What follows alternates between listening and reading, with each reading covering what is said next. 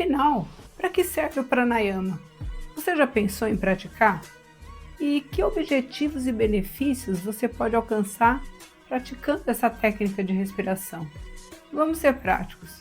Para que eu vou ficar fazendo um exercício respiratório se eu já respiro naturalmente?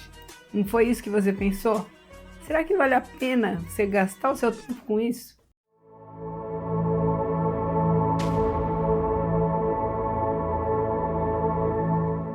Saudações de luz! Eu sou a Li e hoje eu vou destrinchar um pouco mais o conceito de pranayama, para que a gente possa entender para que serve o controle da respiração. Se você gostar desse conteúdo, por favor, deixe o seu like iluminado, compartilhe esse vídeo com seus amigos, inscreva-se no canal se você for novo por aqui e deixe os seus comentários, dúvidas e sugestões de novos temas, de novos assuntos que você gostaria de ver no canal, tá bom?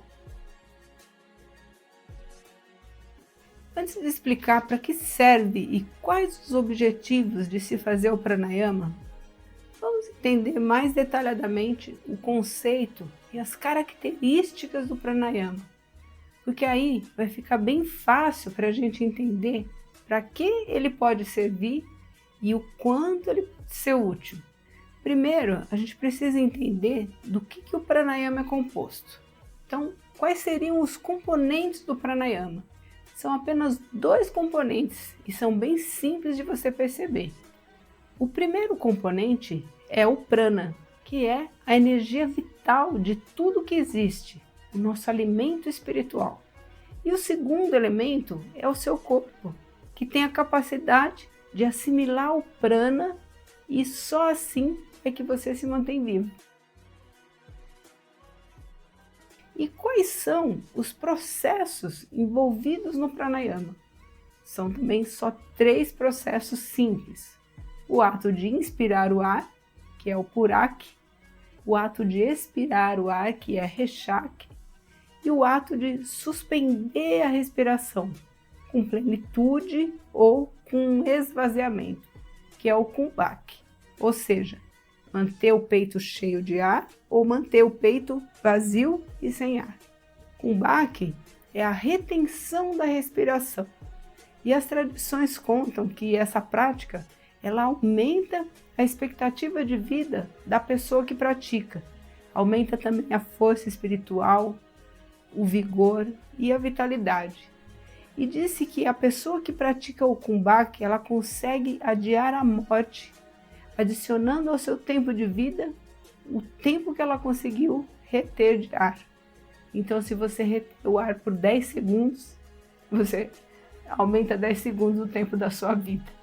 Uma curiosidade interessante é que dizem que o Shangdev, um yogi místico que ele se tornou santo no hinduísmo, ele viveu 1400 anos praticando kumbhak. Imagina só, 1400 anos.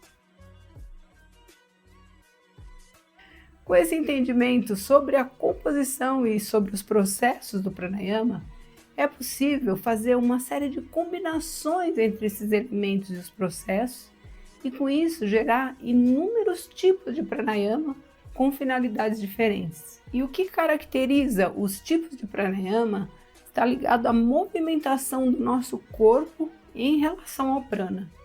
Ou seja, primeiro você precisa definir o espaço do corpo, ou seja, que parte do corpo você vai usar para trabalhar o prana. Você vai encher o pulmão, ou você vai encher o abdômen, você vai comprimir ou expandir uma parte específica do corpo para poder alterar a passagem do prana. Em segundo lugar, você precisa regular o tempo que você vai controlar a respiração, isso é, quanto tempo você vai inspirar, expirar, reter o ar dentro de você e manter o peito vazio, sem ar. E por último, você precisa medir a quantidade de vezes que você vai fazer cada movimento de absorção ou de liberação do prana em um ritmo específico, como se fosse uma música. Por exemplo, você pode fazer uma respiração de 4 tempos, sendo que cada tempo vai ter 3 segundos de duração. Ou você vai fazer uma respiração no ritmo 2, 4, 2, 4, que você vai inspirar por 2 segundos, reter o ar por 4 segundos, expirar por mais 2 segundos e esvaziar o peito, manter o peito sem ar por mais 4 segundos. As combinações entre essas 3 características, que são o espaço do corpo, os tempos e a duração em segundos, é que vão gerar os diversos tipos de pranayama que existem e que permitem alcançar diferentes objetivos e resultados. E quais objetivos nós podemos atingir usando os pranayamas? Bem, o objetivo primordial do pranayama é se nutrir do prana, que nós não conseguimos fazer adequadamente só respirando de qualquer jeito naturalmente. A nossa tendência é respirar de forma rápida se estamos agitados, respirar devagar se a gente está tranquilo e quase não respirar se a gente está com medo ou ansioso. Então, a gente precisa educar a nossa respiração no dia a dia para conseguir absorver de verdade o prana que está disponível. Senão, é menos combustível no nosso veículo físico. Um segundo objetivo interessante é usar a respiração mais adequada para os estados emocionais indesejados, ou seja, para os momentos de estresse, de ansiedade, de tristeza, de desespero. Só quando a gente respira conscientemente é que a gente consegue perceber os estados emocionais perturbadores e tomar o controle da nossa respiração para nos ajudar a sair desses estados incômodos. Por exemplo, outro dia eu fui fazer uma ressonância magnética e eu usei justamente um pranayama para eu conseguir ficar tranquila dentro daquela máquina claustrofóbica. Eu já vi vários casos de pessoas que se sentiram mal e perderam o controle dentro da máquina, e inclusive pessoas bem próximas. E elas tiveram que apertar aquela buzininha para sair no meio do exame, que elas não conseguiam suportar a claustrofobia lá dentro. Se você aprende a fazer os pranayamas, você vai fechar os olhos e respirar compassadamente, imaginando uma linda paisagem do seu gosto, e vai ficar tranquilo lá dentro daquela máquina, em vez de achar que aquilo é um caixão e que você está sendo enterrado, chorando e gritando pela sua mãe. Bem, um terceiro objetivo que é bem importante de fazer o pranayama é a meditação, que deve ser uma prática diária na vida das pessoas. Eu não consigo imaginar um futuro sem a prática da meditação no mesmo nível, com a mesma frequência que a gente se alimenta, que a gente dorme. Sim, o mundo que vem pela frente é o mundo da mente e não o mundo físico. Na verdade, nós estamos nos dirigindo para um futuro brilhante de pura mente.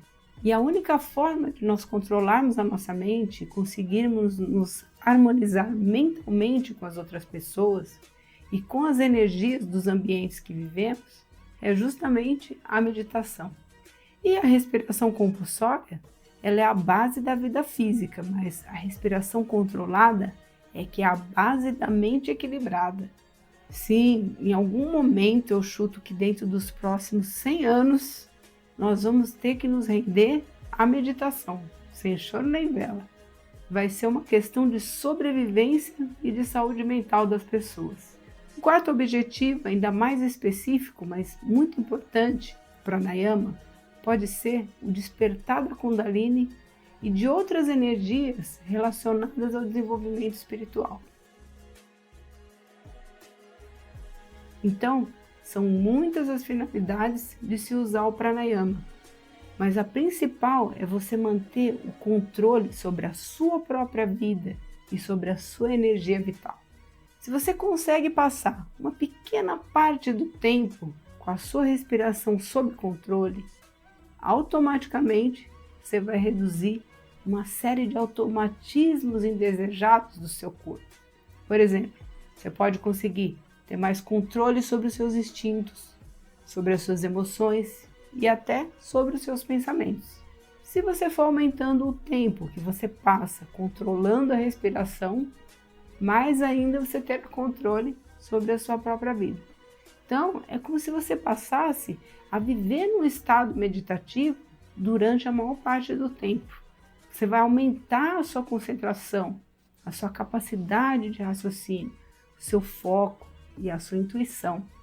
Então, é só você começar a treinar. Aqui no canal, a gente tem algumas meditações guiadas com pranayama ou respiração controlada. Uma delas é a meditação guiada para atingir o equilíbrio, para você se equilibrar e se aprofundar no significado da vida e da morte. E nós temos também um exercício respiratório para ativar a Kundalini, que você pode fazer acompanhando os ritmos respiratórios de forma guiada. Se você treinar bastante e conseguir passar todo o seu tempo de vida controlando a respiração de acordo com os seus objetivos, provavelmente você vai estar muito próximo de um nível de iluminação espiritual. Vai poder viver em sintonia com a divindade. Isso vai tornar a sua vida mais fluida, mais tranquila, só seguindo a correnteza do amor e da paz. No próximo capítulo dessa série, nós vamos poder falar, com base nas informações que a gente teve hoje sobre o pranayama, sobre os diversos tipos de pranayamas que existem e para que serve cada um desses tipos. A gente não vai conseguir esgotar todos, mas vamos ver os principais que são citados pelos yogis mais conhecidos, tá bom? Então é isso, pessoal. Antes de encerrar, eu quero te agradecer por ter assistido o vídeo até o final. Aproveito para te lembrar, dar aquele like iluminado, de deixar os seus comentários sobre o que você achou do conteúdo, deixa aí suas dúvidas, sugestões, inscreva-se no canal para receber mais conteúdos como este. Desejo a todos os seres uma vida plena, com muita luz, e que você siga o seu caminho na mais santa paz. Namastê!